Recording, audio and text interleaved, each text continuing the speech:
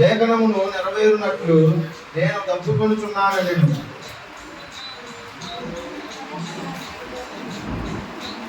అందరికీ వందనాలు. ఈ అవకాశం ఇచ్చిన అయ్యగారికి వందనాలు. మీ అందరికీ వందనాలు. నాకు ఈరోజు ఇచ్చిన వాక్యం ఏంటంటే 5వ మాట చెప్పమని ఇచ్చారు. చివరి వరకు దేవుడు చనిపోయే ముందు మనకు ఎవరైనా సరే ఒక ఛాన్స్ ఇస్తారు. ఆ ఛాన్స్లో దేవుడికి మాట్లాడమని దేవుడికి అవకాశం ఇస్తే కొన్ని అమూల్యమైన మాటలు మాత్రమే మాట్లాడాలి. మనమైతే నా బిడ్డలు కాపాడేసే అవే మాట్లాడగలుగుతారు. కానీ దేవుడు ఎంతగానో తను తగ్గించుకొని మన కోసమే ఇంకా రక్షించబడాలి. ఇప్పటి వరకు రక్షించబడిన వాళ్ళే కాదు, ఇంకా ప్రజలు నా కొరకు దేవుని తెలుసుకొని దేవుని ఎరిగి ఉండాలి అని ఆ టైంలో కూడా ఒక దొంగను కూడా కాపాడాడు. వాక్యం ఏమని సెలవిస్తుందంటే, అటు తర్వాత సమస్తమును అప్పటికి సమాప్తమైనదని ఎరిగి, అంటే లోకంలో తనకి తల్లి అని మరియమ్మ తల్లిని దేవుడు అనుగ్రహించాడు. దేవుడు అనేవాడు గొప్పతనంగా రావచ్చు, మన రూపంలో రావాల్సిన అవసరం లేదు కదా దేవుడు. కానీ దేవుడు తాను చాలా తగ్గించుకొని మనిషి రూపంలో వచ్చి మనం పడిన ప్రతి ఇబ్బందిని ఇరుకుని దేవుడు రుచి చూసి ఆ ఇబ్బందులు మనం పడకూడదు అని లోకపు ఆలోచనలు కానీ మనలో ఉండకూడదు అని దేవుని వైపే చూడాలని దేవుడు ప్రతి సమస్యను కూడా దేవుడు అనుభవించి మనకి చెప్పాడు ఈ వాక్యంలో.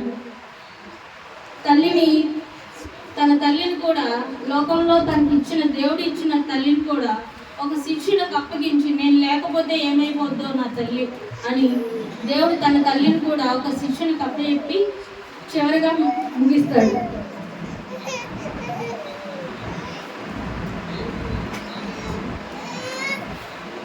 యేసు ప్రభు వారు మన కొరకు తన ప్రాణాన్ని అర్పించాల్సిన అవసరం అనేది లేదండి.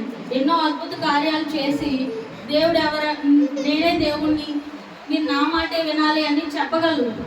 కానీ తను తగ్గించే మనస్తత్వాన్ని కలిగి ఉండి మనం ఏ విధంగా నడవాలి, ఏ మార్గంలో నడిస్తే మనం దేవుని మార్గంలో చేద్దాము అని మనందరికీ తెలిసే విధంగా దేవుడు ఆ బాధలన్నీ పడ్డాడండి. అంత రక్తాన్ని పోగొట్టుకోవాల్సిన అవసరం దేవునికి లేదు. నాకు తెలిసైతే మనమైతే మన తల్లిదండ్రులు తిడితేనే ఊరుకోమండి, ఒక మాట అంటేనే పడవు. మన బిడ్డలు మన మాట వినాలి, వినకపోతే పడతాం. దేవుడు మనల్ని కొట్టకుండా తనంతట తానే తనని హింసించుకొని లోకంలో మనం ఏ విధంగా బ్రతకాలో దేవుడు మనకి ఈ వాక్యం ద్వారా నేర్పించారండి. మనం లోకానుసారంగా నడవకుండా దేవుని అనుసరించి మన బిడ్డలు కూడా ఆ విధంగా నేర్పించాలండి. మనకి ఇచ్చిన ప్రతి 10 ఆజ్ఞలు ఉన్నాయండి. 10 ఆజ్ఞల్లో కూడా మొట్టమొదటి ఇచ్చిన వాగ్దానం ఏంటంటే, ఫస్ట్ ఆజ్ఞ ఏదంటే మన తల్లిదండ్రుల్ని సన్మానించుకున్నాడు. దేవుని తర్వాత మన తల్లిదండ్రులే మనకు దేవునితో సమానం అండి. మనం తల్లిదండ్రుల మాటే వినకపోతే దేవుడి మాట ఎలా వింటామండి? దేవుని మాట వినాలి అంటే ముందు మన తల్లిదండ్రులు మాట వినాలి. మన తల్లిదండ్రులు ఎప్పుడైనా సరే మన కోసమే చెప్తారండి, మన మంచి కొరకే.